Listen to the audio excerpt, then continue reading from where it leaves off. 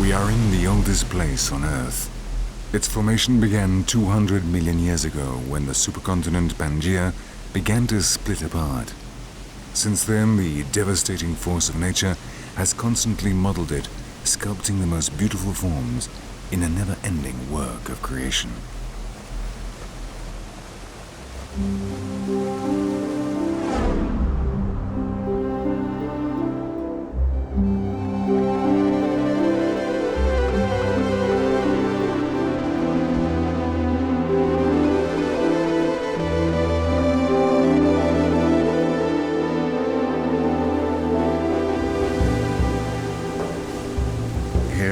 Guayana massif in the south of Venezuela, along the Brazilian border, lies the largest, most intact virgin forest in the world. Hundreds of waterfalls, torrents, and fast-flowing rivers and streams are the only clearings breaking up the lush vegetation of the jungle. They snake among the dense green canopy, crashing down from the spectacular rock formations, the sacred tepuis of the Indians, the dwelling place of the gods of the great savanna of Venezuela.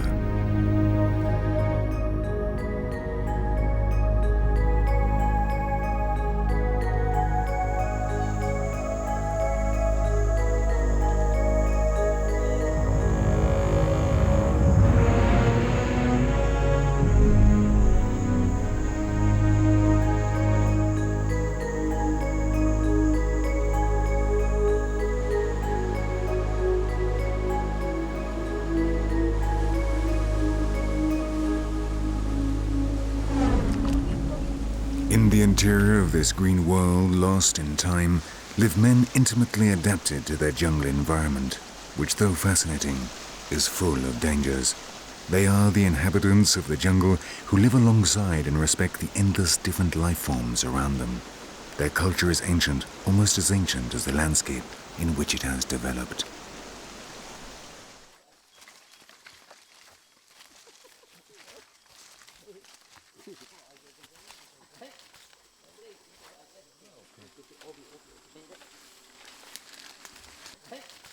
It is the scene of hunters and hunted.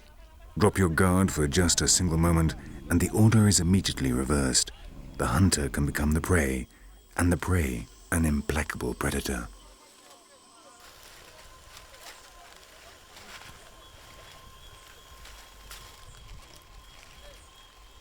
But the king is always the tiger, the jaguar who is always on the lookout with its sinister gaze.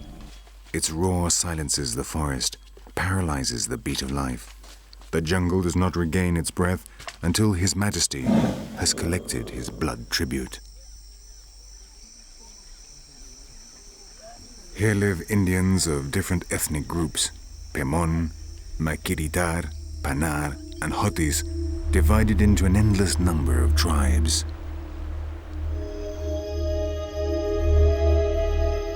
All of them, and especially the Pemones, fear and respect the tepuis, these table mountains that seem to have been carved by mighty beings, giants of the universe like those described in their mythology. Without a doubt, the most venerated tepui of all is the Auyan Tepui, the mountain of the devil in the Pemone language. They believe that up there live extraordinary beings, evil monsters and three-headed serpents. Down one of its faces crashes the Keripakupai Meru, also known as the Angel Falls, which is absolutely taboo for the natives. In their psychedelic trances, the shamans sing to warn their people.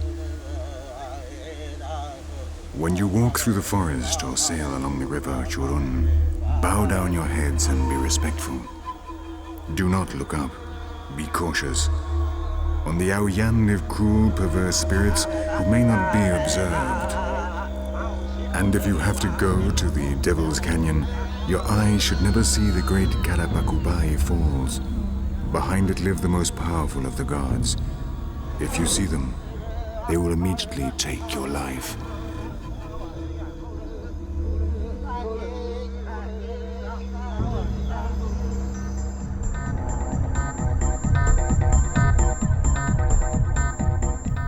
You don't have to believe in the myths of the natives to recognize that this natural setting exercises its influence over us. The Aoyan is one of the most beautiful tepuis in Venezuela, a colossal rock formation that dramatically rises out of the dense forest vegetation, vertical walls over 1,000 meters high. The waters of the rivers Churun and Carao are reddish, and along the rapids become multicolored due to the effect of the foam. This coloring is due to the large quantity of tannin they contain. The disinfectant power of this substance means that the tea-colored water is fit for drinking.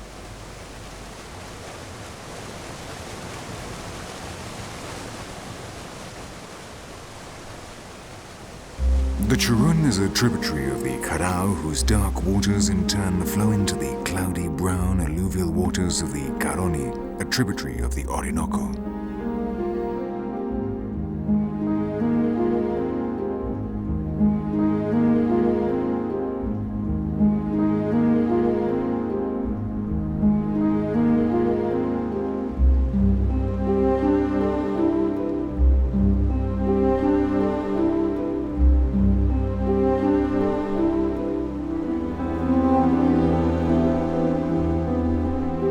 These rivers are difficult to navigate due to the many rapids and falls along them.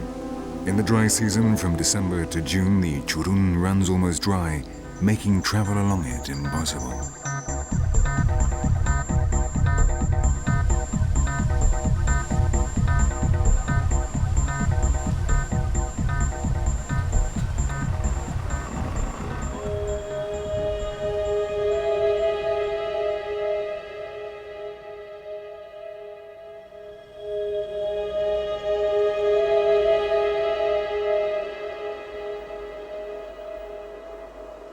Here, everything takes on colossal dimensions. The force of nature constantly manifests itself, creating an awe-inspiring atmosphere which for centuries has fired the imagination of the traveler and has given rise to all types of legends. Perhaps that is why Arthur Conan Doyle was inspired by Canaima when he wrote the novel The Lost World.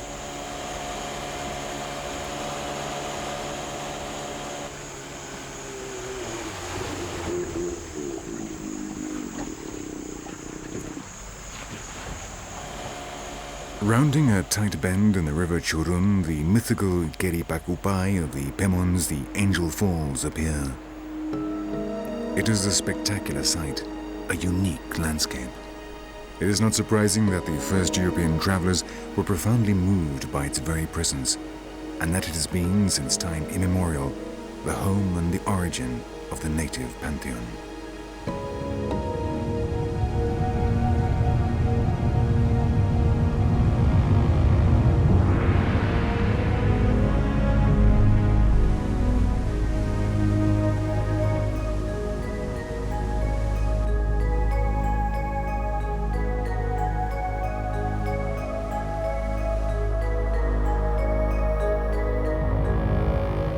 It is the highest waterfall in the world. The accumulated rainwaters of this part of the plateau crash down from a height of 972 meters, almost a kilometer. It is 17 times higher than the Niagara Falls.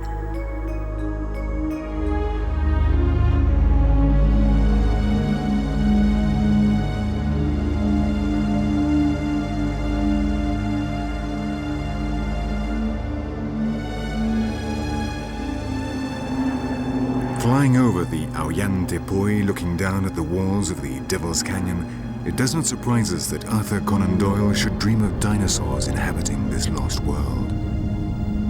Beyond the 700 square kilometers of the Auyan Tepui, the vegetation and wildlife are different from those below. The tepuis are the remains of an enormous plateau which in the Precambrian era occupied the entire region. The vegetable species that covered the ancient massif and part of its fauna have survived on the summits of these hills, isolated by the high vertical walls.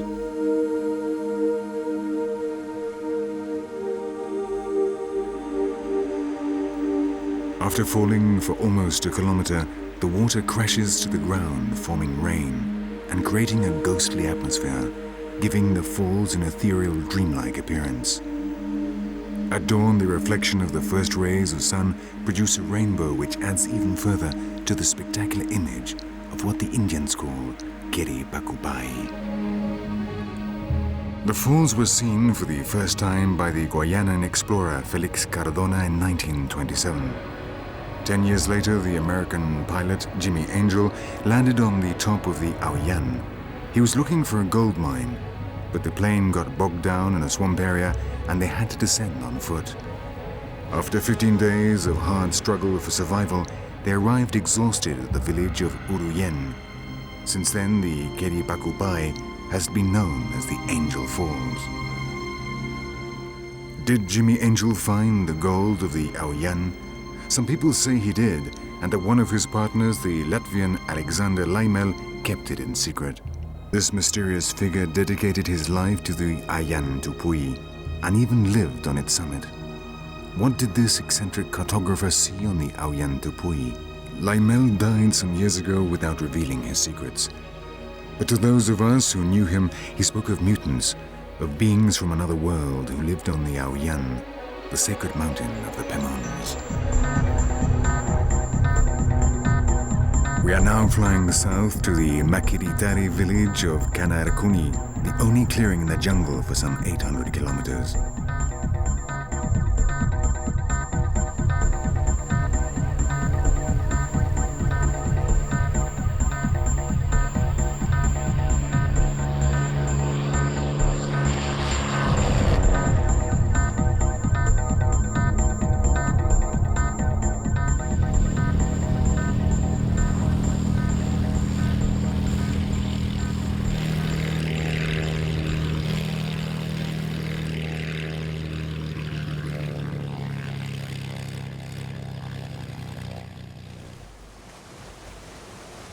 An hour by canoe along the river Kanarkuni, we had our first encounter with the Sanema, a nomad group which had split off from the Yanomamis, the fierce people as they were unjustly named by the North American anthropologist Napoleon Jagnon.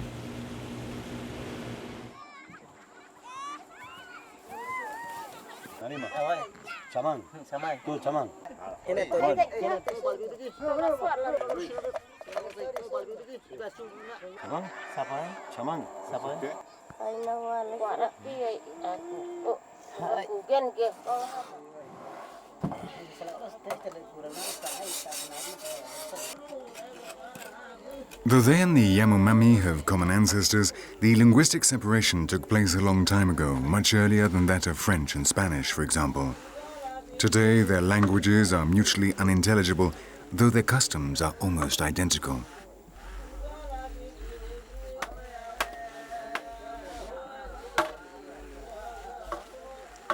The Sanema abandon their villages when hunting becomes scarce. They then move to a distant region where they can more easily capture their favorite prey, the dantos or tapirs, and the vaqueiros, a type of wild pig smaller than the boar.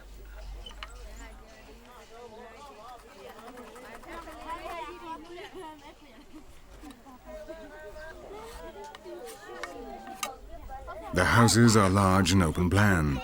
On the walls, made of sticks and sometimes of mud, they place a covering of palm leaves. The fire is the central focus of the room. One side is used as a store for the food and the few utensils they own. In the rest of the space, they hang their hammocks in which they rest and sleep.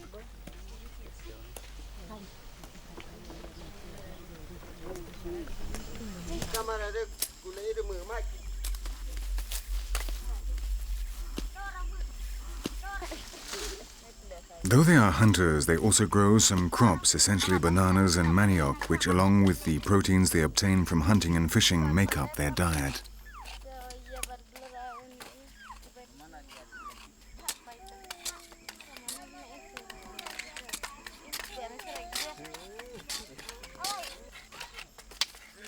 The croplands belong to the community. The women are in charge of growing and harvesting the crops. The manioc is a bush of the euphorbia family between 1 and 2 meters high, which develops very large roots in the form of fleshy tubers. They are very nutritious due to the quantity of starch they contain.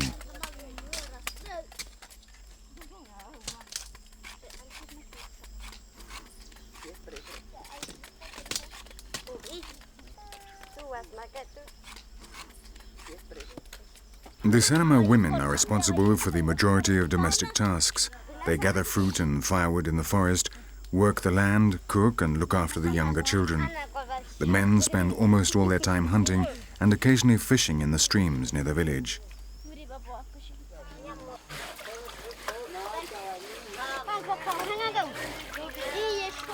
Once they have been dug up, the manioc roots are washed and grated using these graters with thin metal points.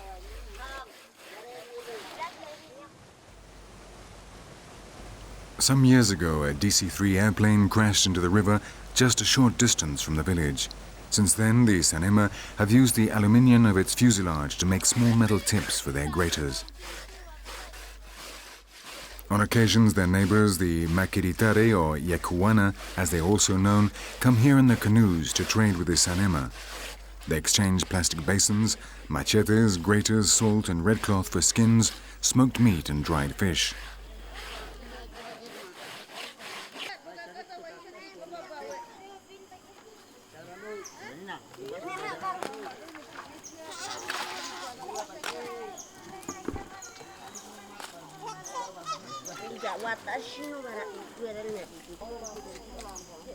The tapioca, which is the product of grating the manioc, is placed in the seucan, a flexible basket which serves to squeeze out the liquid.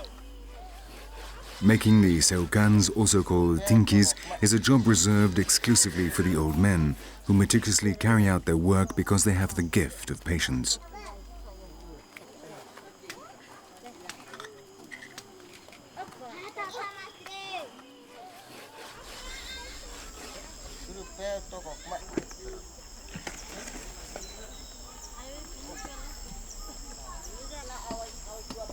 The juice of the manioc contains hydrocyanide acid, which is very poisonous, and that is why they have to extract it squeezing the tapioca in the seucan. By means of a kind of press which tenses the fiber, using a lever, the poison slowly seeps out.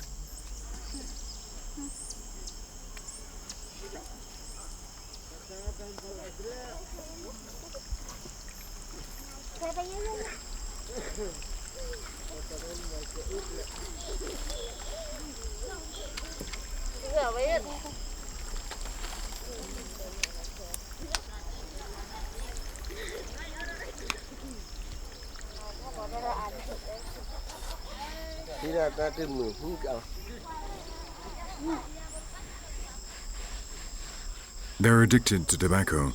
Both men and women take on a fierce appearance as they place a thick wad of tobacco between the lower lip and the gums.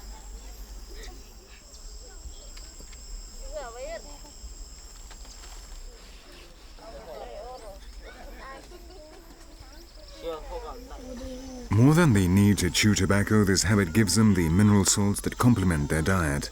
They dampen the tobacco leaves and smear them with ashes. Little by little, they shape this mixture until they obtain a solid ball, which they place in their mouths. Like so many other things that are communal among the Sanema, the wads of tobacco are happily passed from mouth to mouth.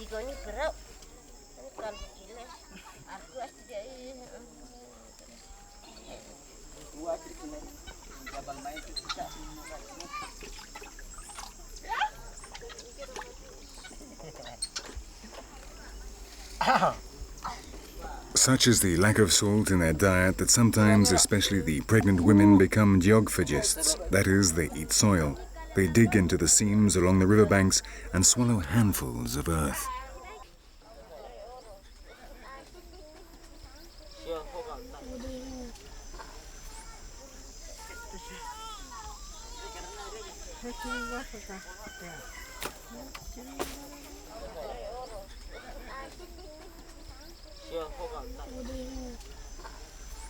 When the press has extracted all the poisonous juice, the tapioca is ready to make the cassava, the bread of the jungle.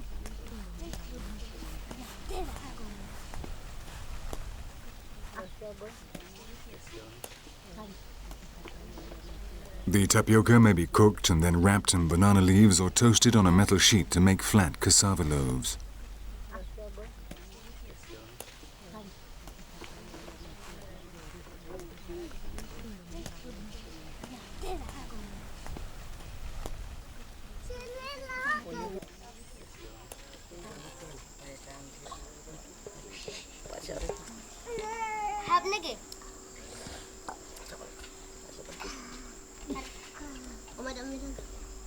These men of the forest have the custom of decorating their bodies and faces before undertaking any action. Above all, they use red from the seed of the onoto and black which they obtain from burnt wood from a fire. Each sanema has a specific design which protects him. They generally represent totemic animals seen under the effects of the sakona or yopo, a powerful hallucinogenic substance they inhale through the nose.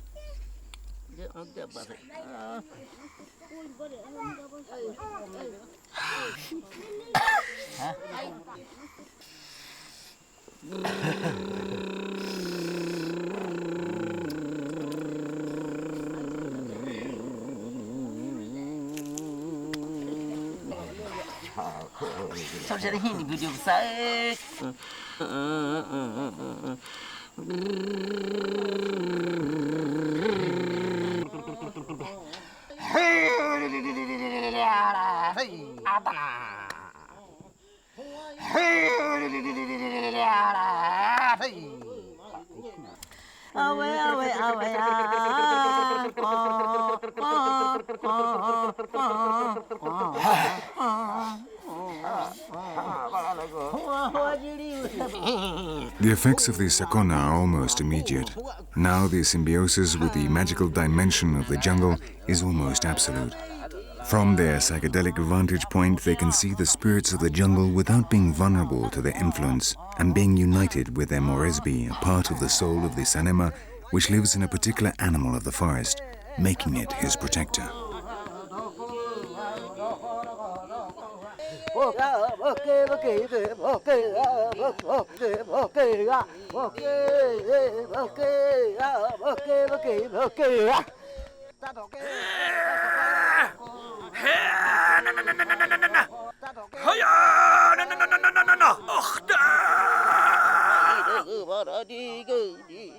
They frequently go on these journeys to the world of the spirits. Almost every day, the sanema feel a need to transform into their totemic animals and visualize through its eyes the other reality of their existence.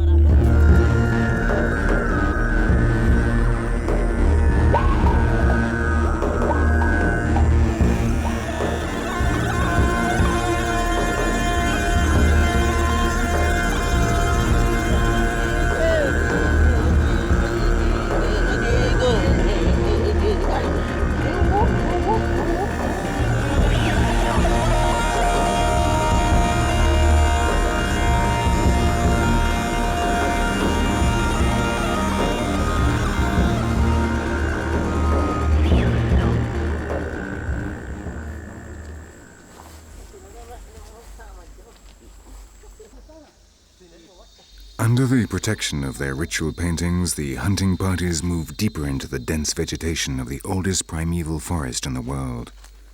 Along with the Amazon, it forms part of the largest lungs of the planet, a resource which belongs to all humanity and which we all have the obligation of preserving. The hunters remain immobile on the lookout, waiting for some prey to move in order to launch into attack.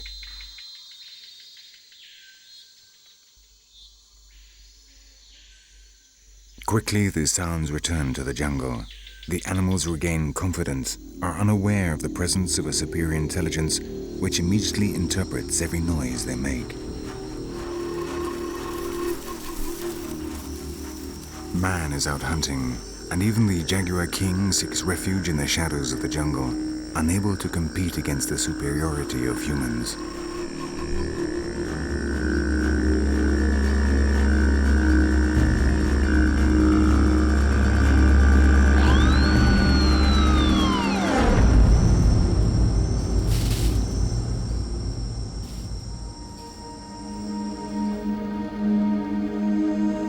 The Sanama move around an enormous area. They can be found near any river in the southern part of the Guyana massif, mainly in the Caura basin. This powerful river, a tributary of the Orinoco, has many rapids and cataracts, which makes it difficult to navigate, and so for outsiders to penetrate into one of the least explored areas of Venezuela. Its waters are dangerous. The strong currents of the river form powerful whirlpools capable of swallowing a man.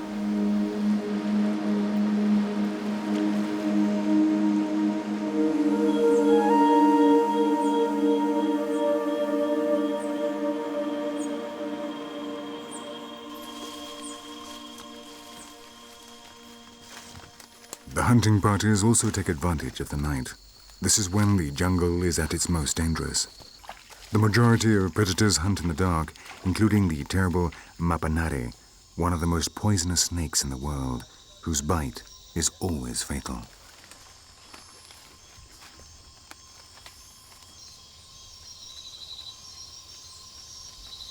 But the Sanama know their way around this world they have dominated for over 3,000 years.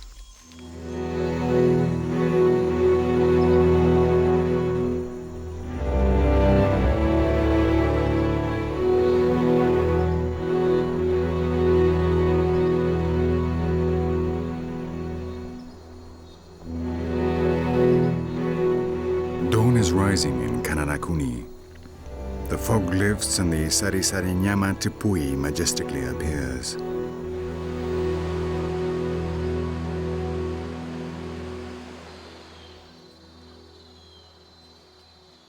The young Yekwana Makiritare, the neighbors of the Sanema, are preparing their blowpipes.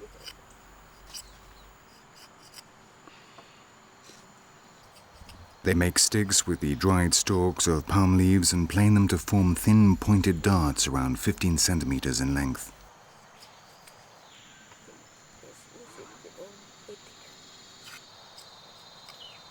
At the rear of the darts, they roll fibers similar to cotton in texture of precisely the same thickness as the diameter of the blowpipe.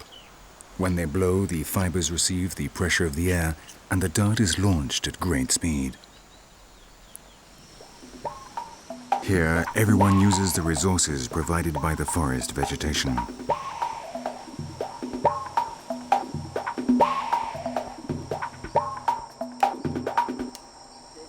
Before setting out to hunt, they must make the small darts poisonous. By themselves, they would be useless.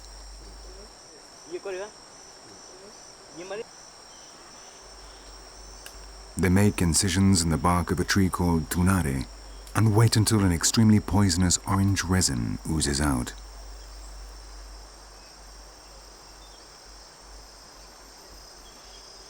Then they dip the sharp tips of their darts in the viscous poison, turning them into the most efficient of weapons. Just a slight wound from one of these lethal darts could end the life of a man.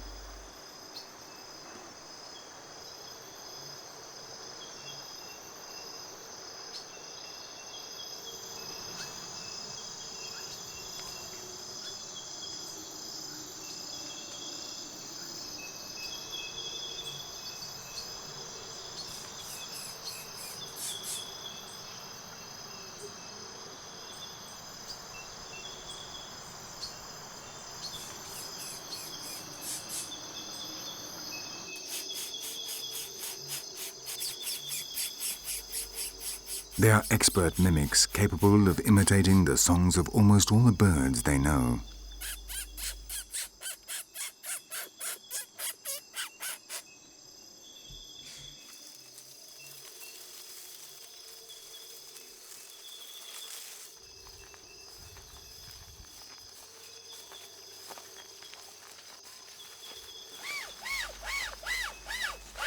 They hunt all types of birds. For the Yekwana, everything that flies is edible. Their favorites are the toucans and the mokors, the tongues of which they assure us are a real delicacy.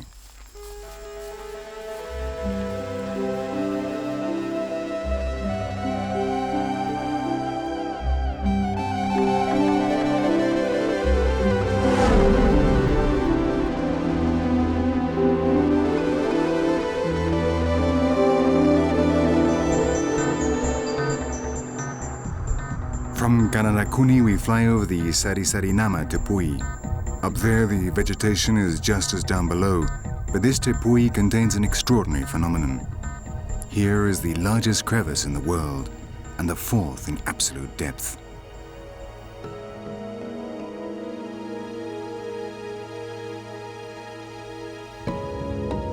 The surface of the plateau is scarred by deep crevices, and the largest crevices are formed by the collapse of sandstone rock.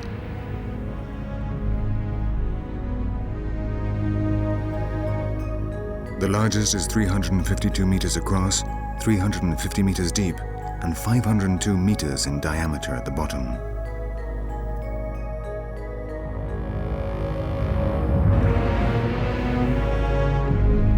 They were formed by the collapse of enormous cavities of sandstone rock. They have their own drainage system formed by watercourses that begin on the walls and edges and end by disappearing underground.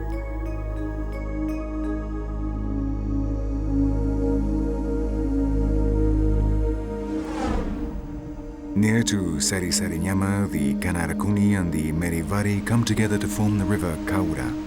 Its waters plunge down the Para Falls, one of the most spectacular cataracts in Venezuela, and a sacred place for the native Indians.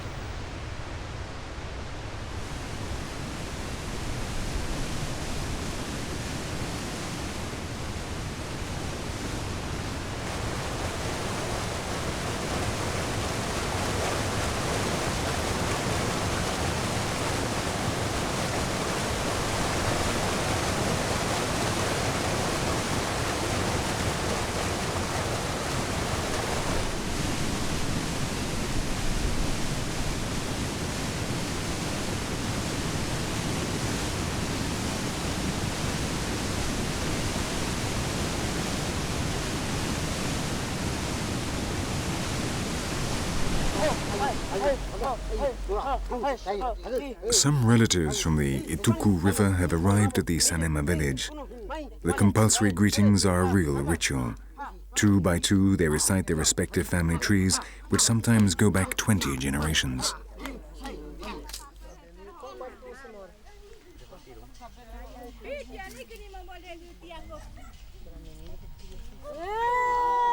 Meanwhile, daily life continues at its slow, steady pace. The Sanema work just enough to eat and be comfortable in the village. They spend a lot of time doing nothing or playing simple, almost childish games.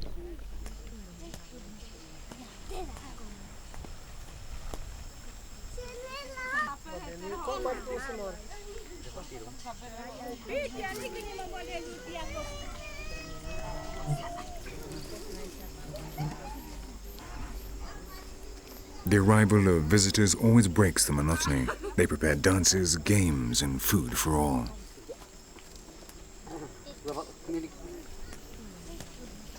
The warriors paint themselves with burnt wood as they do when they go into battle against other tribes.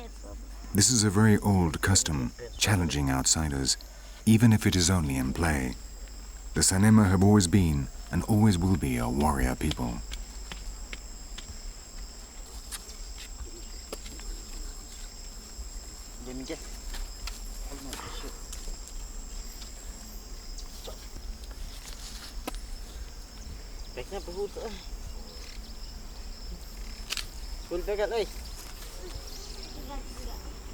The visitors enter the village with their bows strung. There, other warriors await them.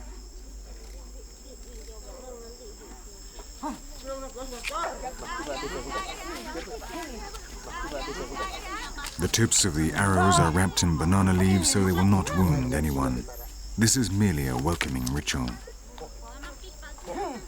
The Sanema believe that after the creation of the world, the gods fought a cruel battle in the stars.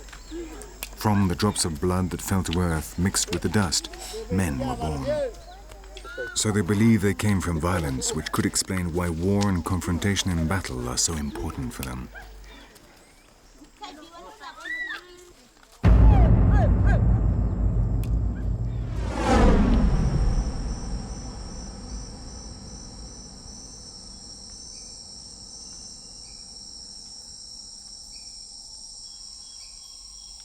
They are always on the alert, observing the jungle that surrounds them.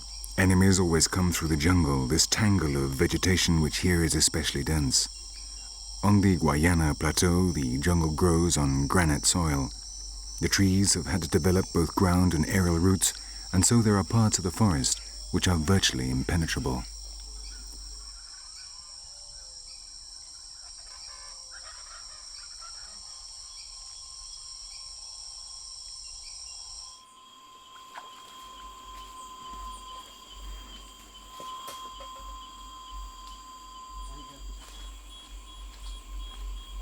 The shamans are the most respected people of all.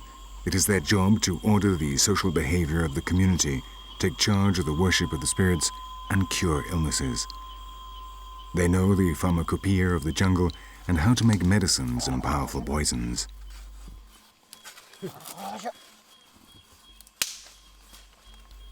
It is also their responsibility to collect and prepare the sakona or yopo. They search in the jungle for the tree called amahi. The bigger and older it is, the stronger will be the hallucinogenic substances obtained from it.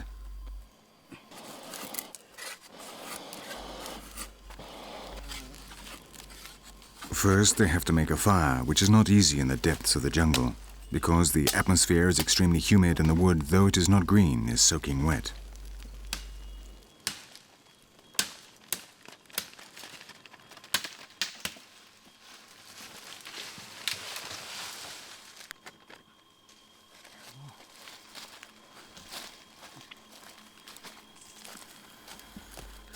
They light it with a red-hot brand they have brought from the village.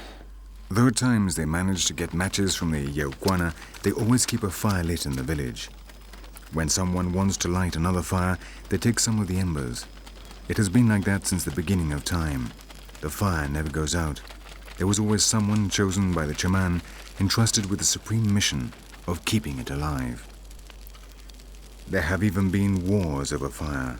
When a group was left without their fire, they attacked another one in order to steal the embers.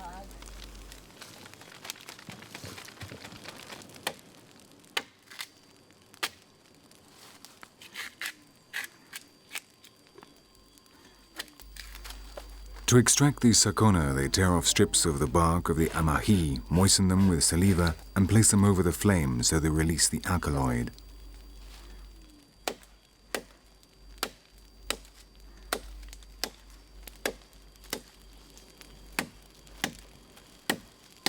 The wisdom of the shamans is the reason behind a new invasion of the jungle. First, it was those who came in search of rubber, then later gold. Now the pharmaceutical laboratories have come to exploit the botanical knowledge of the shamans. They are less violent, they do not organize massacres of the Indians, but their presence and the objects they bring with them in order to negotiate upset the balance of the culture of these indigenous communities. They are the latest scourge to which the jungle has been subjected.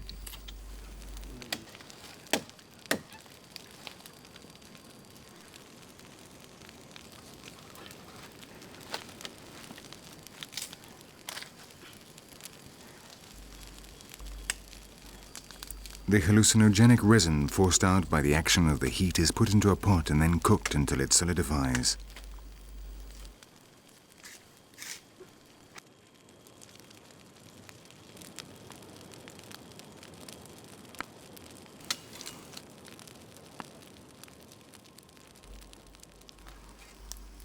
The sakona can be classified within the group of entheogenous indolic pharmaceuticals. They are only used ritually, as in the case of other societies with peyote, ayahuasca, the San Pedro cactus, or in Central Africa, the iboga.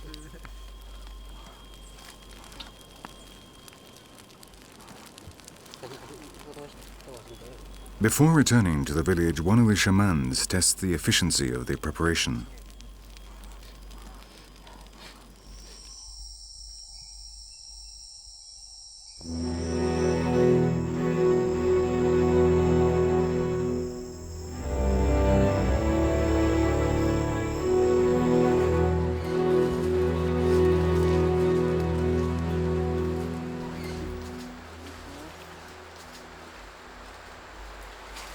The visit is also a good excuse to go fishing, but first they will have to collect barbasco lianas.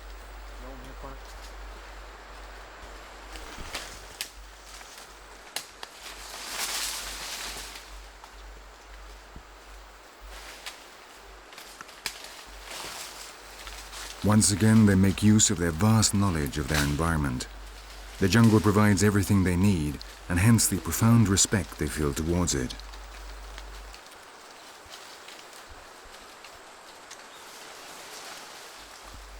This is where the spirits of their ancestors live, along with the others of the jungle itself. Every tree, every plant, every living being is the dwelling place of a spirit, and that is why every time they cut a tree or take something from the forest, the shamans have to ask their gods for permission.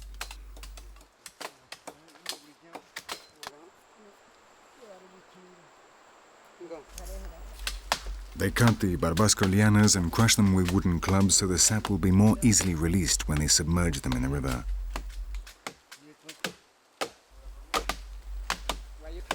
These communities are self-sufficient. They belong to this land just as much as the jungle itself. They know no other world beyond the limit of the forest. They are happy with their deeply rooted customs, but there are still some zealots who come here to speak to them of the true gods of the West, to deprive them of their culture, to plunge them into confusion and bitterness. They are missionaries, especially those of some Protestant sects such as the New Tribes, who fervently seek to convert the infidels and cause authentic disasters with their ridiculous, outdated preaching. We have met Indians covered in fungal infections because one day some missionaries came to their community, were ashamed of their nakedness, and so dressed them in sports shirts. But they didn't teach them how to wash their clothes, nor did they give them soap. Today they are not naked Indians. They are Indians dressed in rags and crawling with parasites.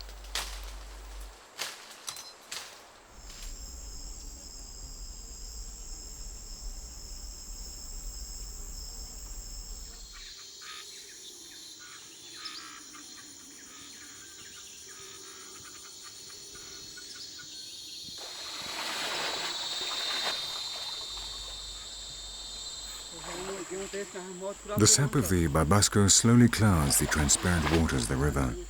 It's not a poison as such. It does not contaminate or leave residue.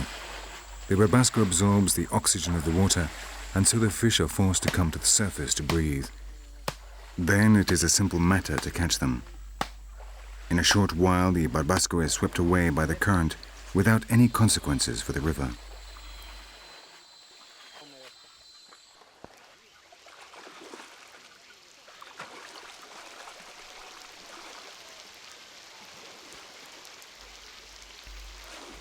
Today wouldn't seem to be a good day for fishing. The fishermen stare down at the water, but the fish do not emerge. And to make matters worse, the sun has now given way to a storm, a very frequent occurrence at this latitude where the weather can change several times in a single day.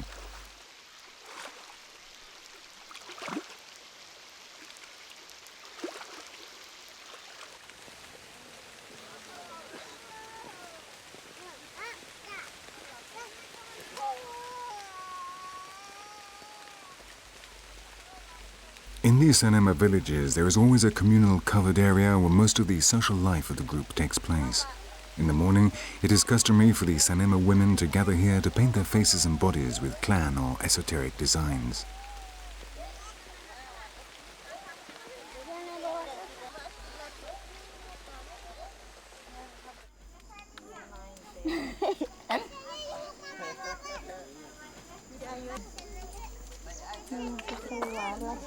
Another of the usual communal activities is delousing. Almost constantly, the women comb through each other's hair in search of these tiny parasites. When they catch one, they kill it with their teeth and eat it. There's no accounting for taste.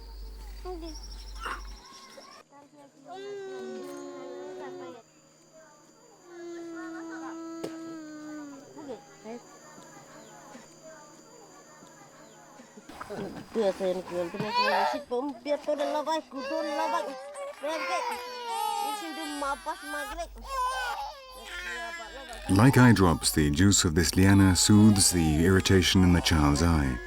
They know 1,001 remedies for the ailments they suffer, But here, illness has a religious significance, as the source lies in magic and spells. So, apart from the potions and ointments with which they treat the ill, the shamans must travel to the other world, the country of the spirits, to receive their advice. They are the only ones capable of undoing the spells.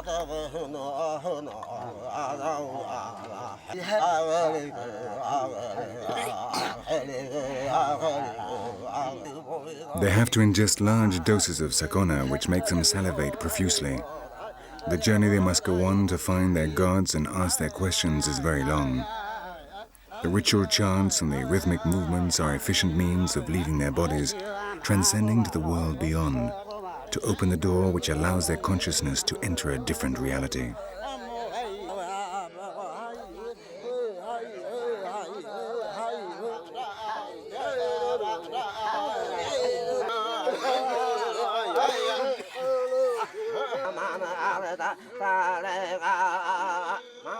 In this case, they are trying to cure a child who has a stomachache.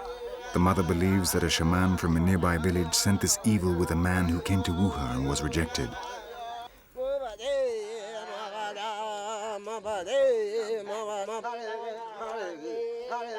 This type of conflict is very frequent among the Sanema. The problem is that there are fewer women than men, and this causes constant disputes. Kidnappings and the consequent clashes between tribes and villages are very frequent.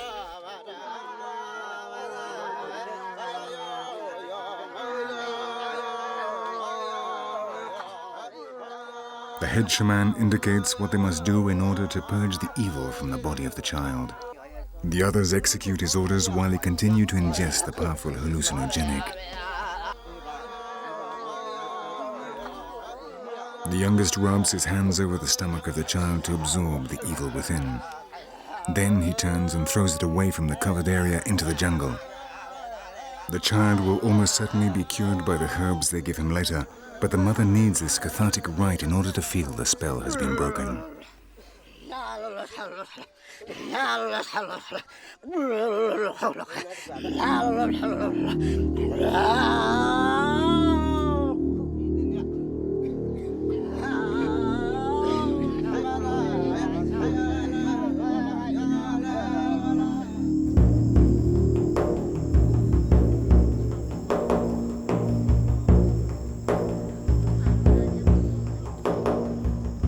The women are preparing for the dance that will take place at sunset. They make skirts from banana leaves, separating the veins and cutting them in half.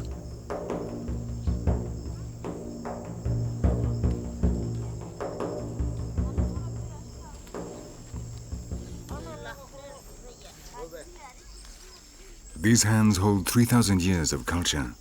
These same skirts were made by their mothers, their grandmothers, and great-grandmothers, and all the women since the beginning of time, their time in this jungle.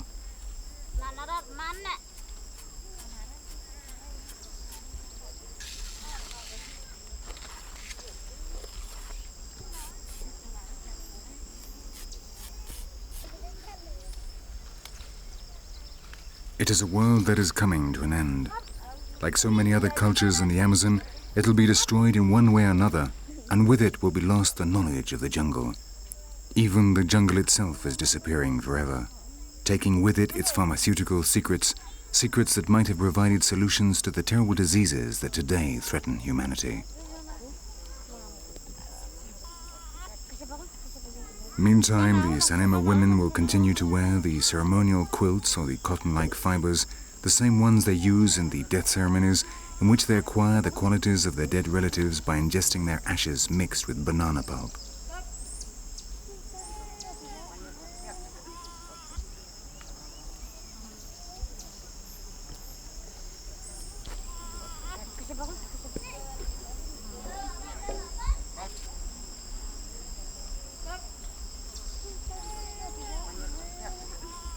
The men also decorate themselves for the dance, though less elaborately.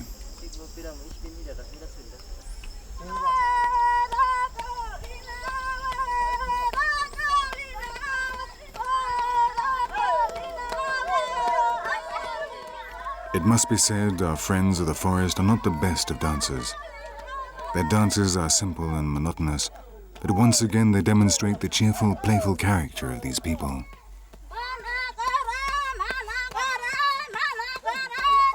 Here ends our fascinating journey across the Guayana massif in Venezuela and back in time with the Sanema Indians. Perhaps now those who have followed us feel the same need as we do, the need to protect this unique world which is in danger of being lost forever.